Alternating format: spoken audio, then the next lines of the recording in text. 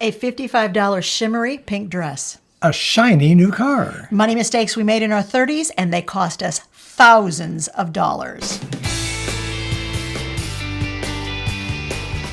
If you don't know us, I'm Larry. I'm Hope. We're from Under the Median, where practical frugality meets real life. Just exactly how does a shiny pink dress and a shiny new car relate to each other? Trust us, they do.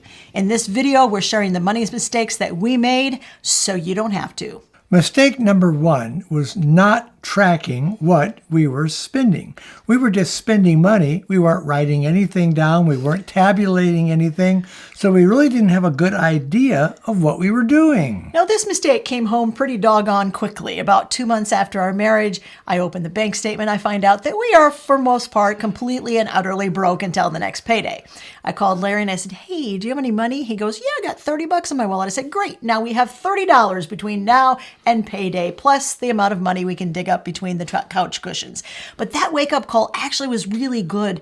It made us realize that not only had we not had conversations about how we were going to handle money, which was a huge mistake when we were dating and when we were engaged, but we needed to figure out how to live within our means, and we needed to do it really quickly. So that compelled us to head straight to the local library and check out books sequentially, starting with authors beginning with the letter A and working our way through that shelf to authors whose last name began with the letter Z. We read literally every single book we could get our hands on that was about personal money management. I took notes and we started off on the track to frugality and figuring out how we were going to pay to live and save money along the way.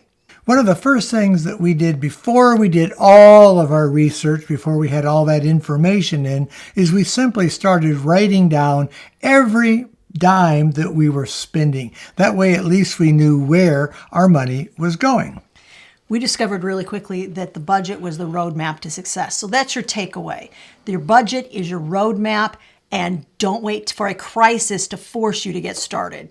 Mistake number 2 is paying only the minimum on a credit card. If you pay only the minimum that you absolutely have to pay, you'll be paying that for a lot longer. And the longer you're paying that off, the higher the interest will be on it. The story for this point comes early in my 20s before I even married Larry. We weren't even dating. I was dating someone else. We went to the mall and I found that $55 shiny pink dress and I fell in love right then and there. And I told my date, I said, "I don't have the money to buy this." He goes, "No problem. They have a store credit card. Just apply for the credit card. They'll give you credit and they'll send you a statement. You just pay whatever it says on that piece of paper every month." I'm like, fantastic.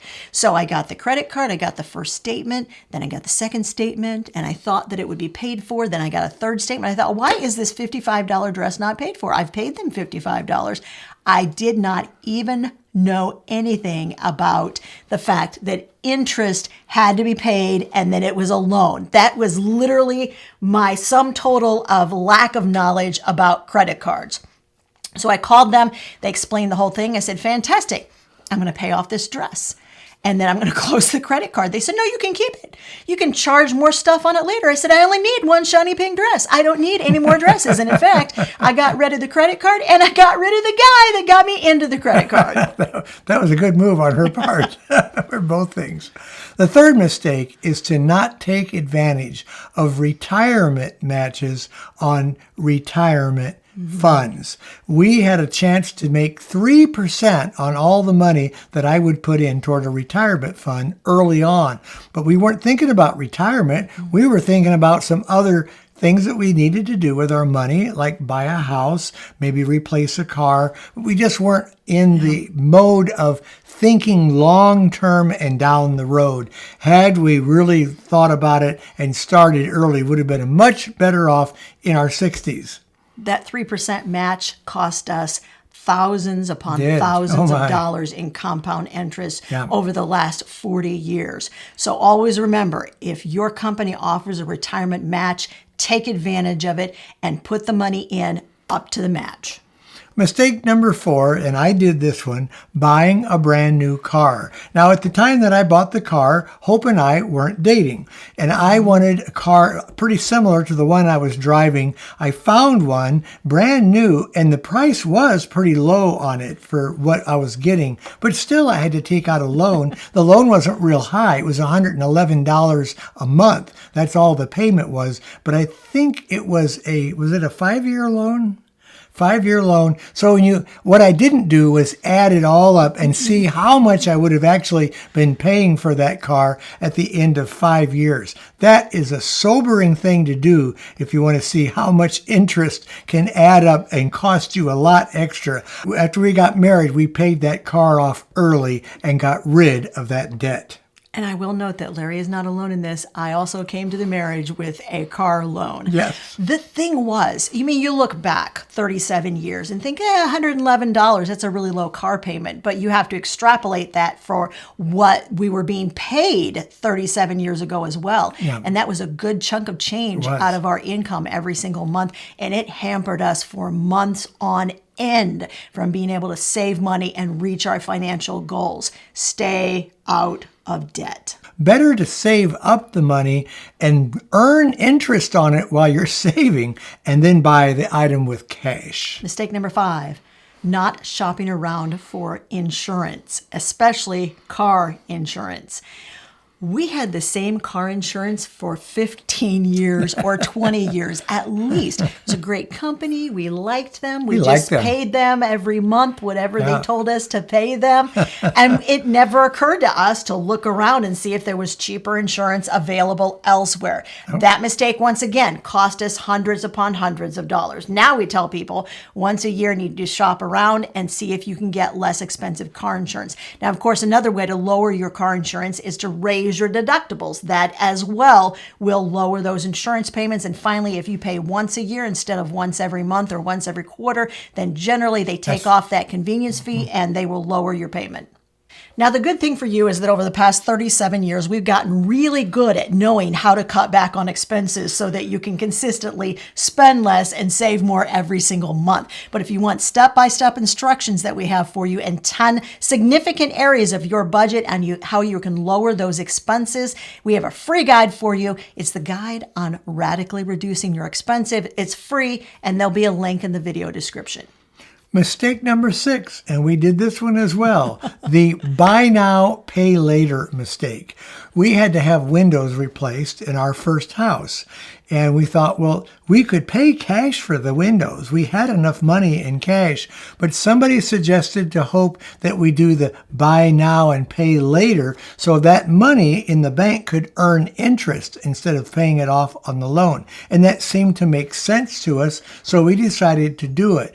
What we didn't know is that if we missed one payment, it would actually go up 25% with the interest. Can you believe that? What a penalty. Now, we never did that, but we were always under the gun trying to make sure we remembered to pay that off. We finally got tired of all that, and we paid it off early and got out of that debt. You know how they advertise those loans? 180 days, same as cash. That is not the same as cash. We're just going to give you a heads up. It's a loan. We probably would have been far better off doing what we do now, and that is always offering a cash price and asking, do you have a cash price, which is generally about 10% less than taking the loan? Then we would have been able to pay for the windows out of our savings, and we would have saved 10% on the entire window installation job. Mistake number 7 is dining out too often. We discovered this when we started writing down what we were doing because we weren't really paying much attention to what we were doing. Once we discovered that we were going out 3 and 4 times a month. Oh, it was more than that. It was like twice a week. Once we found out that we were going twice a week, like I was saying. I was going twice a week. We discovered we were spending a lot of extra money on food that we didn't really have to spend it on. So we cut that back to, I believe it was just once a month. And that really helped us get that under control. Now, here's where we tell you that sometimes when you make these cutbacks, it's going to hurt for just a little time frame. It felt horrible that first month. We were like, oh my Lord, is the 17th ever going to come around? That's the date on the calendar when we're going to go out to eat. When you're making changes like this, do what I just suggested. Put a date on the calendar. Do a countdown. The rest of the times of the month when you would have gone out to eat, put fun things in there like going on a picnic. Or a lot of times, and we still do this to this day, our date night generally once or twice a month is to take $10, $15, $20, go to Aldi and we buy vegan junk food and like the pre-made It's good junk burgers. food. It's good junk food. Good tasting junk food. Nothing like it. So $15, $20, we get ourselves Some tater tots. All kinds of stuff that we don't usually buy because we don't buy convenience food. No. So figure out something that's going to fill that gap for you and kind of fill that need without spending the kind of money that you would spend going out to eat. Mistake number 8 we made was delaying investing. And this really had more to do with our retirement account than anything else. We were not investing any money toward money that we were going to need later when we weren't working. Boy, that makes a big difference. And we were constantly saying, oh, we can't afford to do that because we have to do this and this and this. The fact is, you can't afford not to do it. There's always a way to do something if you look hard for that way. The next mistake is paying for convenience fees. Convenience fees show up, and oftentimes the convenience fees aren't really clear to you. We gave an example a little bit earlier with the insurance that we paid once a quarter or once a month.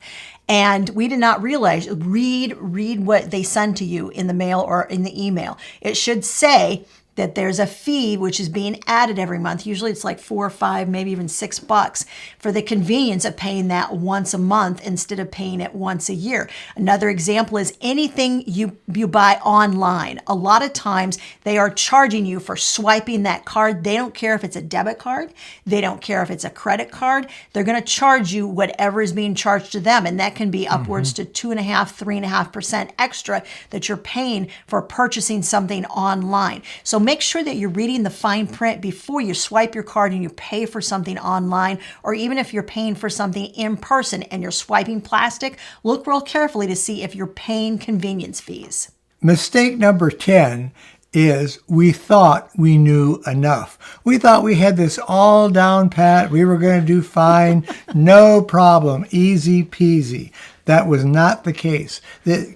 Financing, budgeting, investing, all that is actually a little bit on the complicated side. Not horribly, but there's a lot to it. And you have to do a lot of planning in order to make those systems work for you. If there's one thing that our 30s taught us more than anything else, is that ignorance is not bliss. Yes. There were a lot of areas in which we simply did not have the knowledge that we needed to know how to save money and how to spend less. Now, we learned that as we went along, but one of the things we also learned is that we often got caught up in kind of a habit, which is a little bit circular reasoning. You're thinking, I am doing this so that I can save some money, but oftentimes what we were doing in order to save money was actually costing us more money than it was saving us. If you want some specific examples of that in everyday life, we did a video and it's all about the things you may be doing to save money that are costing you money.